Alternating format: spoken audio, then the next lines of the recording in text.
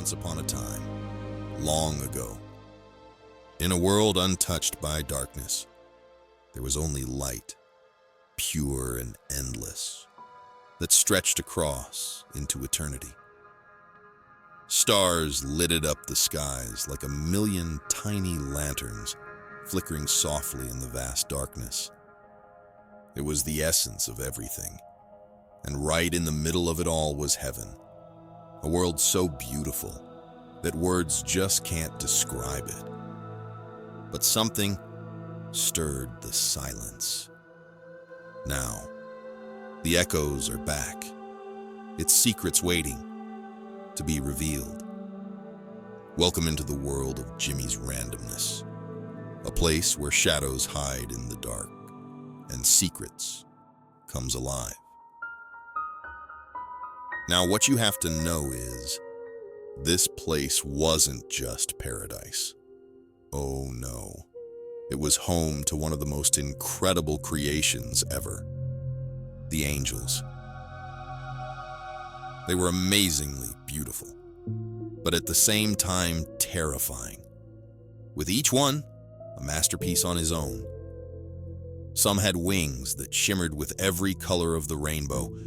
Others wore crowns of starlight that looked like they'd been lifted straight from the heavens.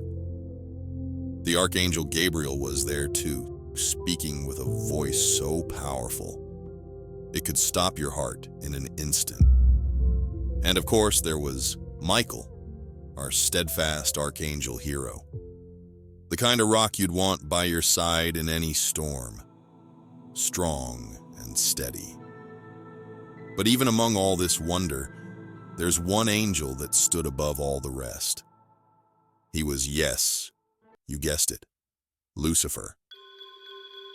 Now, this guy wasn't just another angel. He was the angel, a diamond sparkling in the sunlight. Now multiply that brilliance 1,000 times over. Well, that's Lucifer for you. His wings glowing with colors we don't even have names for. And his voice was something else entirely.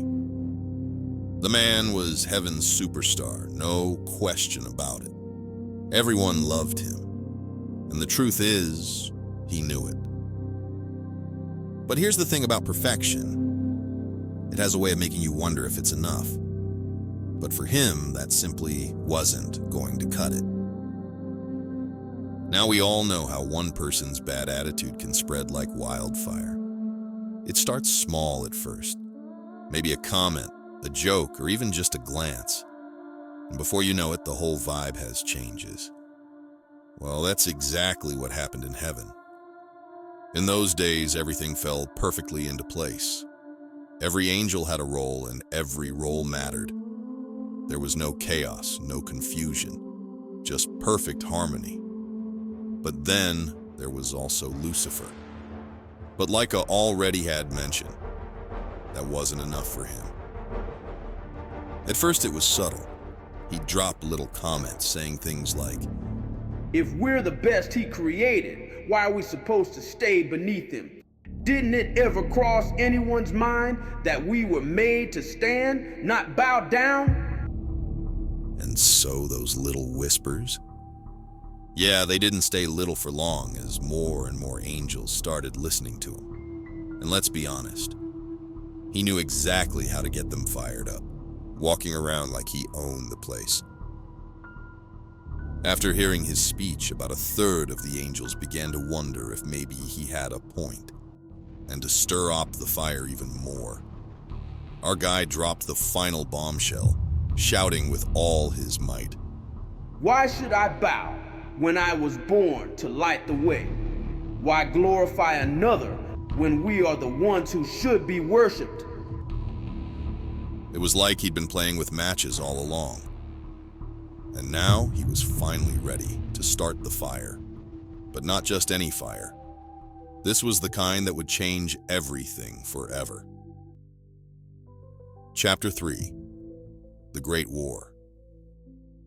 Now Lucifer had made his move, starting the first battle ever fought. And what a battle it was. Nobody had ever seen a real fight before, as Michael was the one who stepped up first, looking at his brother with the kind of sadness you feel when you know something precious is about to break. He wasn't just any archangel. He was the protector, the one who would stand when no one else could. Please, brother, stop this madness. Don't do this. Now Lucifer, after hearing this, just laughed with a smirky smile, like you often see in those creepy, dark horror movies. Oh, brother, step aside. You know this has to end. Don't make me tear you apart. And with that, all hell broke loose, exploded into chaos. It was like two massive storms colliding. Light against light, brother versus brother. Their power wasn't swords or anything. It was raw energy like lightning bolts ripping through the sky. Every strike echoing like thunder across the plains. Even the stars started to dim, as if the universe itself was holding its breath. Lucifer had gone rogue, and what a terrifying sight it was to witness as his beauty began to twist into something straight out of a nightmare. He fought without rules, wielding the very power that had once made him a star. Michael, however, fought with a different kind of strength. Not with raw force, but with the calm, enduring strength of an ancient tree, its roots reaching deep into the heart of the earth. This is the sacred place where divine power flows, keeping our planet's heart in motion. He wasn't fighting for himself, but was battling to keep everything from falling apart. And in the end, that was what made all the difference.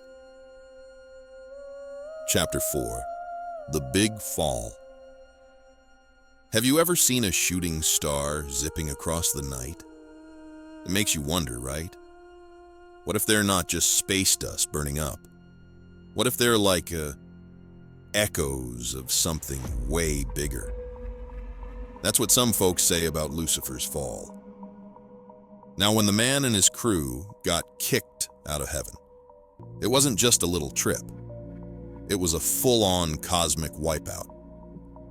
Picture the brightest star you've ever seen, then imagine it just tumbling through space, through dimensions, through stuff we can't even wrap our heads around. That's the kind of fall we're talking about. And man, did it mess them up. You know how being bitter and angry can change someone, making them almost unrecognizable? Well, take that and multiply it by 1,000. These angels, who once were bright and beautiful, had turned into living nightmares. Chapter 5, Building Hell. So where do you go when you get the boot from heaven? Our anti-hero and his gang ended up in, well, nowhere. Just a big empty black void with nothing but their rage to keep them warm. But our prince? He wasn't about to just sit around and mope. He was rather like, okay, if we can't be in heaven, we just have to build our own place. And yeah, his famous line, better to reign in hell than serve in heaven, was probably yelled out for maximum drama. So they started building hell, who, like I already had said, wasn't always the fiery pit like you see in the movies. It was more like heaven's twisted twin, where heaven had shiny crystal towers, hell had dark, jagged spikes, where upstairs had beautiful music. Downstairs made sounds that give you the creeps, with each fallen angel now turned into a demon, carving out their own little corner. Some made horrifying fire pits, while others made icy wastelands. It was like a twisted version of personalizing your own room, except this was way scarier. Chapter 6. Humans enter the picture. Then something amazing happened. God created us humans.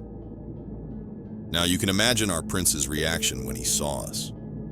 Here we were, made from basically dirt, but carrying something special inside of us called free will. We weren't as strong like the angels, but we had the ability to make our own choices, a kind of power that even they couldn't fully grasp. And so, for Lucifer, it was both fascinating and totally infuriating at the same time. Chapter 7. The Sneaky Approach. This is where our dark prince gets smart. Instead of another big dramatic showdown like before, he changes his game. Think of someone whispering answers during a test. It's sneaky, subtle, and it totally works. So he goes up to Eve and just asks, "Did God really say you can't eat from that tree?" That's it. Just a little nudge, a tiny seed of doubt. He didn't force her hand or anything. He just made her wonder if what she'd been told was actually true. It's the oldest trick in the book, literally. Doubt is powerful stuff. It makes you question everything, even stuff you know is right deep down. And that's exactly what happened. And so, before you even know it, the forbidden fruit was gone, and everything changes. Chapter 8. The story continues. But things didn't just stop there, though. Lucifer and his fallen angels weren't about to just chill in the shadows. Oh no, they had a whole new game plan. And let me tell you, they got really good at it. Every time someone had to choose between right and wrong, between being selfish and doing the right thing, our guy and his crew were right there, planting doubts and giving little nudges. It was like they took the fight from heaven and brought it down here to earth, making it a daily struggle for us. So the next time you're standing at a crossroads, trying to decide between the easy way out and the right thing to do, remember this: the story isn't just about something that happened way back. It's still happening, right now. And the best part? You get to write your own part in it. The question is, what are you gonna choose? It makes you wonder, does it? What other secrets are buried in our past? What dark stories are there still waiting to be uncovered? Just remember, in the world of Jimmy's randomness, the line between reality and nightmare is often closer than we think. And that's a wrap on today's journey. Be sure to check out the channel. You never know what mysterious and interesting videos you might find. Subscribe, like, and I'll see you in the next one. Thanks for watching.